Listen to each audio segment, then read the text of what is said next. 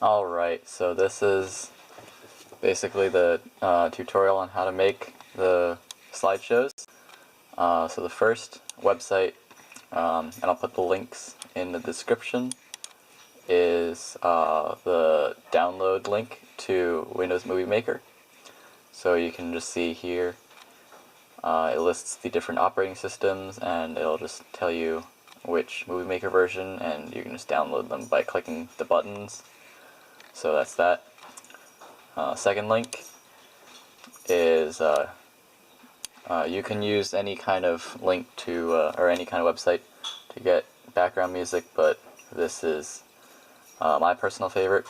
There's a lot of variety on this, and you can basically get any kind of mood background music that you want. Basically, you can search something, or you can click one of these checkboxes.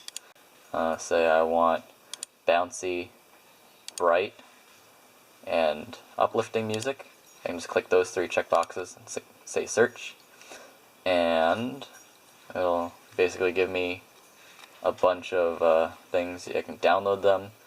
I can play a sample, so you can listen to things before you download them. You don't have to just download and then like delete a bunch of files, so that's nice.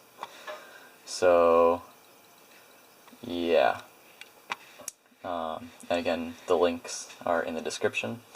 So after you download Windows Movie Maker, you open it, and I'll just walk you through. So here is basically what it is. This window here is for a playback window. You can resize the playback window, and then this area here, which is currently blank, is used for, it's basically the timeline where you can put in pictures and videos and stuff, and that's where you edit timing and basically everything else in your video. So I'm just gonna go and run through the different things this can do. So first I'm going to choose some pictures. I don't know what pictures, through random pictures. What outing is this? Oh, this is Martha's Vineyard from a while ago.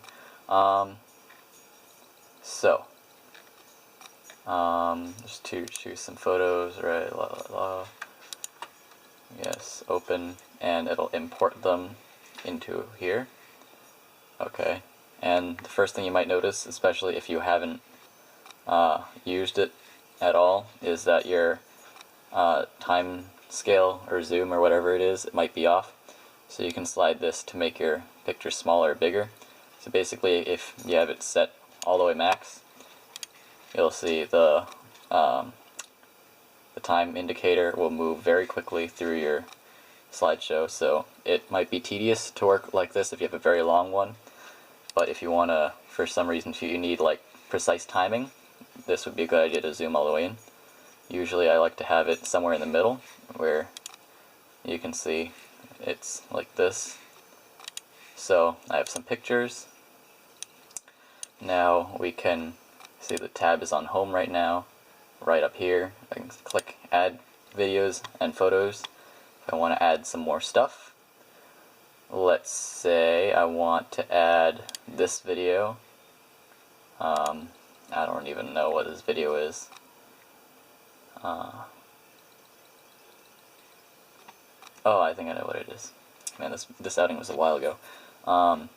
And so a little bar usually pops up here if you try to upload like a really long video into here, which in this case the video was short enough that it didn't take time. Sometimes if you upload a bunch of pictures and videos at once, there will be a little green progress bar that pops up around here, and you just have to wait for that to finish before you can do anything.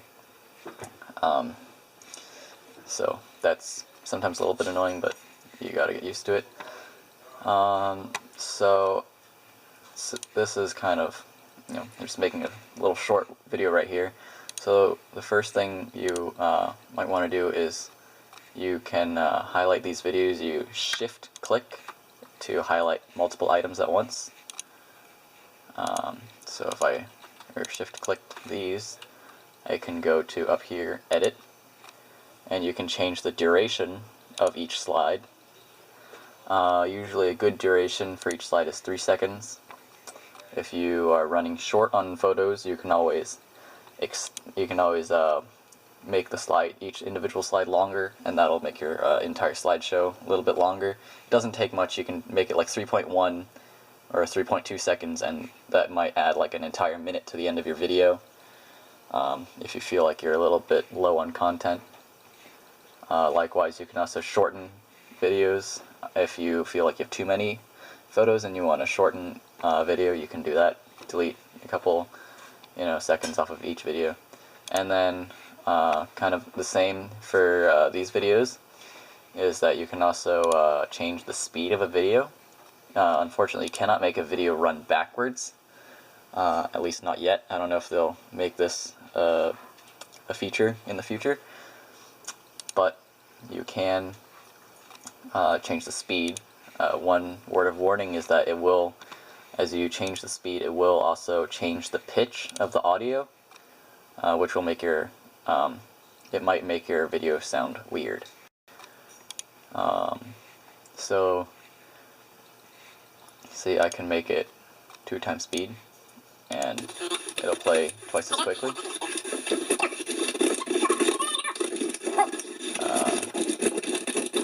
Okay. So there's that. Once you feel like your timing is all good, so you feel, usually the slideshow should last roughly 15 minutes. Anything longer than that, and people tend to start leaving or lose interest. And if it's shorter, then there might be lack of content. People might be staying there and just be bored. So 15 minutes, I feel, is a good time. So once you have that, you can go back to the Home tab. The Home tab and the Edit tab are basically the 2 most used ones. Maybe I'll go through real quick. Animations is slide transitions. You can see there's different kinds of slide transitions. Same for videos. Alright, this gets annoying, so I'm just going to change it back to 1 times speed. So there's different animations you can do. Same for these visual effects. You can see black and white, posterized, threshold, all these kinds of different kinds of video or effects that you can put on your pictures and videos. You can make it spin, or pixelate, or do a rainbow, all sorts of things. So you can play around with these. This is for audio. If you have a audio or like background music playing in the background, you can emphasize that. You can emphasize video, or you can no emphasis. So you can just emphasize whatever you want.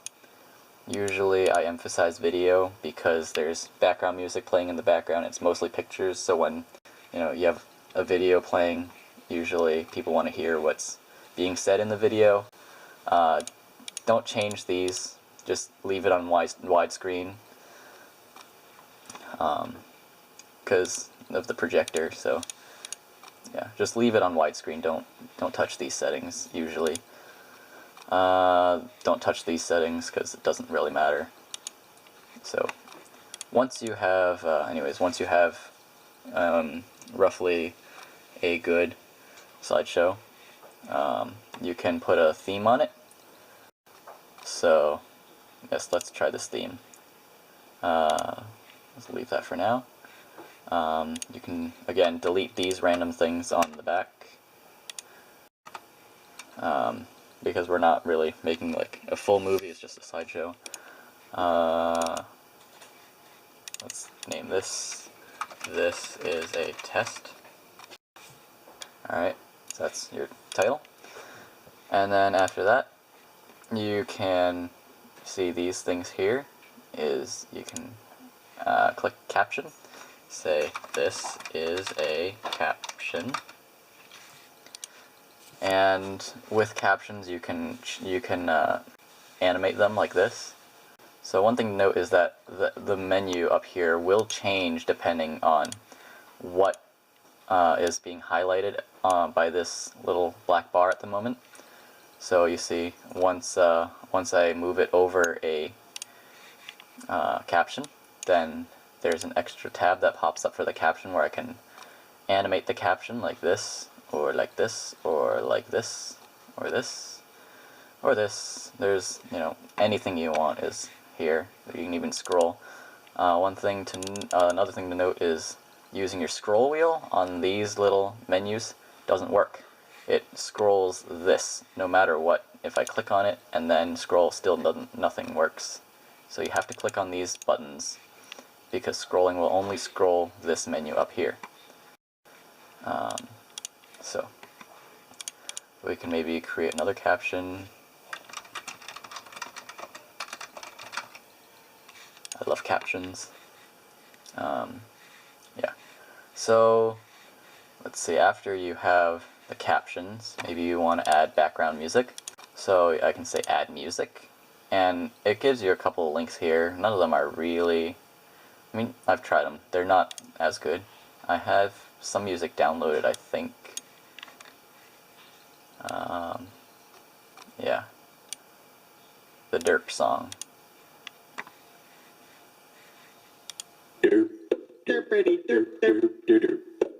Yeah. Don't know what I was thinking at that time. So, after you have music and captions and stuff, you can save your movie. If you press Control S to save, it'll bring up this, and it'll save your movie as a .wlmp file. This cannot be played. It's actually like a data file, so every time you open up a new project, it'll basically open up the data file and restore everything onto your computer.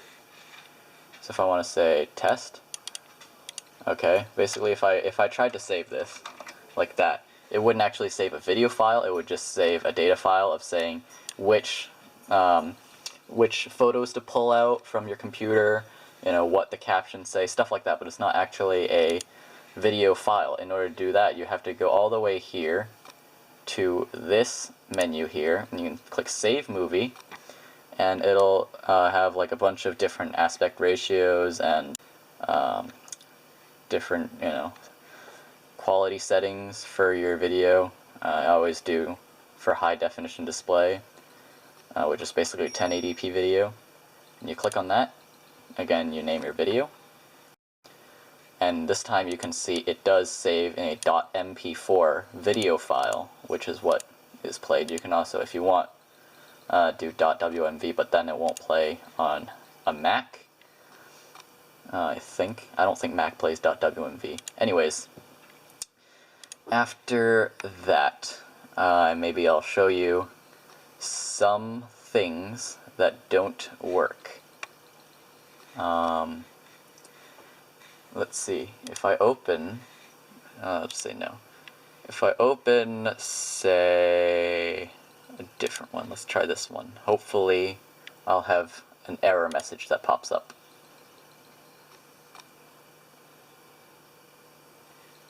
Yes.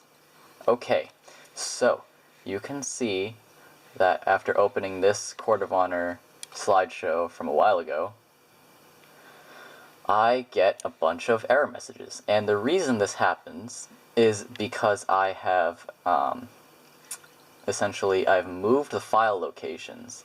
And this Movie Maker doesn't actually store any kind of file. It just says, grab this picture from this file location. And so if you move the file to a different location, it gets confused and it gives you these error messages. So you can double click and then you can say find, and you can tell it what directory to find the photos from. But if you had them on a flash drive, say, and you don't have the flash drive anymore, then you have to get the photos and actually move them onto your computer and then do it. So this is one thing you cannot have, is you can't just use it once and then not have the photos anymore. You have to have the photos on your computer the whole time you are editing the videos. So that is something to be aware of. I don't think I don't know where these pictures are at the moment. So that's why it's important to always, once you're done, and as long as you don't have these error messages, immediately save as a .mp4. So that way your work will be saved permanently and forever. And yes, it won't let me save without. So I think that should be it. Just remember, to play around with settings and see what works out for you. And it's crashed. Oh, that's fun. No, never mind. Yeah, so you can just play around with settings, see what works for you, and as always, be creative. As far as actual historian stuff goes, just try to make it to as many outings as you can. Take lots of photos, and if you're not on an outing, make sure you specifically appoint someone to take photos for you. As for the camera you want, it doesn't really matter. My camera is actually waterproof and dustproof and shockproof, and so it's pretty durable, and it's able to, go on outings and stuff. If your camera's not up to that, make sure you take extra caution. Maybe if it's a small, little point-and-shoot camera, you can put it in a plastic bag. If it's a larger one, it's probably too expensive to bring on outings, so don't. Camera, the quality doesn't really matter. Any modern cameras are usually good enough. If you have an old camera, maybe you might want to upgrade, but other than that, it's fine. Yeah. If you have questions about taking photos, that's something else. Just do photography merit badge, I guess. Figure out, how to take photos. It's pretty simple. You can learn, with experience. But other than that, yeah, that's basically how you make a slideshow as historian. Hopefully I didn't miss anything. If I did, maybe I'll just add it in the description. So yeah, that's it. Good luck.